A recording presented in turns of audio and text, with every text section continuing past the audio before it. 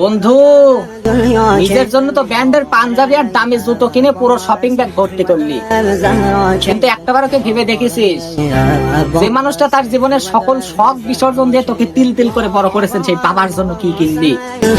মায়ের সেই পুরাতন শাড়িটা যখন ছিঁড়ে যায় তখন তিনি হাসি মুখে বলেন, ধুর, এটা তো এখনো নতুনই আছে। সেই মায়ের জন্য কি এক জোড়া চুড়ি বা একটা শাড়ি কেনার কথা কি তোর মনে পড়েছে? নিজের কষ্টের অর্জিত টাকা দিয়ে রাজপুতের মতো বড় করেছেন যে বাবা, আজ তোর সামর্থ্য হওয়ার পর সেই মানুষটার সবগুলোকে ব্যাগের এক কোনাও জায়গা পেল না। হায় হায়, আরে বোকা, নিজের আনন্দ তো সবাই করতে পারে, কিন্তু মা বাবার মুখে এক চিমটি হাসি ফোটানো পারাটাই আসলে। মনে রাখিস, তোর দামি ব্যান্ডের চেয়ে তোর বাবা মার দোয়াই কিন্তু তোকে অনেক দূরে নিয়ে যাবে।